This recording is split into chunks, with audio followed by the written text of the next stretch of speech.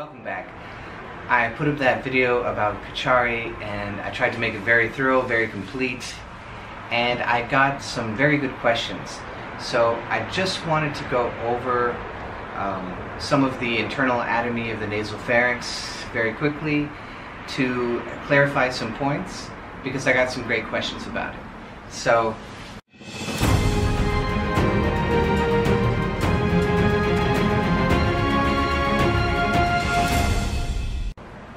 as you push back the tongue, at first the connective tissue under the tongue won't allow you to stretch back far enough, but you may be able to push the tongue back far enough with your fingers, and when you do that you might touch the uvula,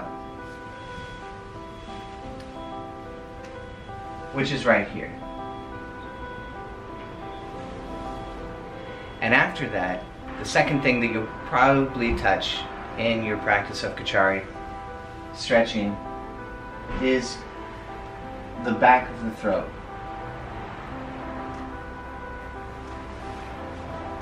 That's the second thing. Now, once you push your way up into the nasopharynx, you'll probably find that the tongue stays close to the bottom, and you'll probably be touching the opposite side of the soft palate from what you started touching.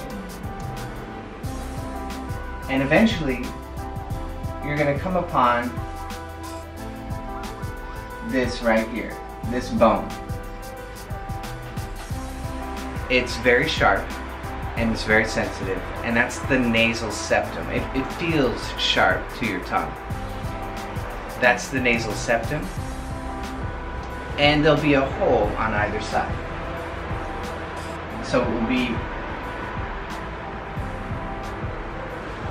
of course, where you breathe through, right? Now, you also might climb up this, you also might climb up this wall right here. You might climb up the back of the throat and touch the top, but usually I hear, and my own experience was, usually we come this way for whatever reason. And you'll touch that nasal septum.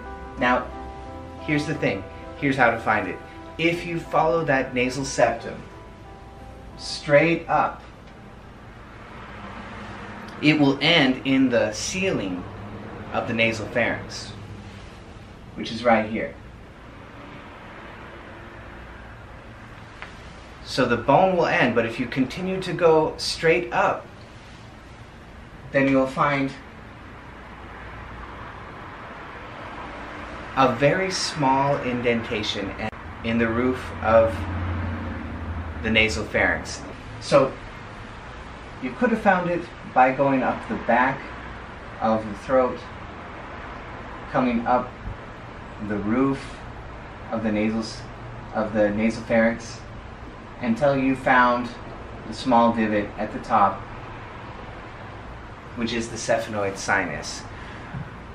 But if you're not sure, if you have any doubt, follow the nasal septum straight up, find the roof of the nasopharynx, keep going straight, and you will have found the small divot, which is the sphenoid sinus. And of course, right above the sphenoid sinus is the pituitary gland. Now, that's beyond the sphenoid sinus. You're not going to touch that with your tongue. Touching the pituitary gland is a matter of energy transfer. It's not something physical. And above that is the optic chiasm. So, straight up the nasal septum, that's that sharp bone, find the roof, keep going straight, and you will have found the sphenoid sinus. Right above that is the pituitary, and right above that is the optic chiasm. So, I hope that was a good tour of your nasopharynx. I've been your guide today. I hope you enjoyed the jungle cruise. Stretching out the tongue in order to have this deep yoga in your back pocket is a very slow process. It is not a fast process. We're talking, if you accomplish this in months, let's say anywhere shy of a year, you are going fast. And if this takes years, that's normal. It's very, very normal. So if you are going for this kind of yoga, if you're going for this step, because you've heard that Kachari is very powerful, and it's a very deep yogic way of practicing the presence. If you heard that it's part of Lahiri Machaya's Kriya, and therefore you want it, well, I understand. But you've got to be patient with yourself.